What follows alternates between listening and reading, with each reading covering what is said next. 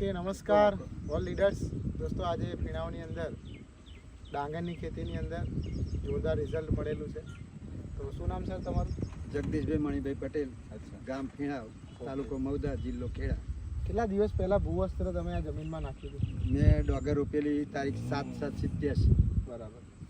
7/7/25ના દિવસ. અરે હા સર, 7/7/25 દિવસે. બરાબર. એક મહિનામાં જો આજે એક મહિનો કાલે થાય છે. હજુ તો એક મહિનો કાલે થાય. બરાબર. એક મહિનો કાલે થાય. એટલે એમનો ડોગરની ફૂટ છે તે 21 ચીપાસ હતા. એમનો કહેવાનો મતલબ એવો છે કે આ જમીનની અંદર એમણે ડાંગર રોપી છે, જેની અંદર આ મારા હાથમાં અંદરથી જ આપણે કાઢ્યું છે બહાર, અને 21 ચીપા આની અંદર દોસ્તો લાગેલા છે. તમે ડાંગર જોઈ શકો છો. અને આજે જમીનમાં પણ સુધારો થયો છે, અને એમણે ડાંગરમાં અને તમાકુના ધરુવાળીમાં બેઉમાં પ્રોડક્ટ વાપરી છે. તો આ વાપરવાથી તમે ખુશ છો? હું તો ખુશ છું. બરાબર. તમારી જમીનમાં શું ફેરબદલ લાગે છે? જમીનમાં ડોગર સાળીને ઉત્પાદન વધારે થાય છે. ગઈ સાલે મારે 97 મણ ડોગર થઈ ગઈ. એક ભૂવસ્ત્ર વાપરેલું 1 વીઘામાં. બરાબર.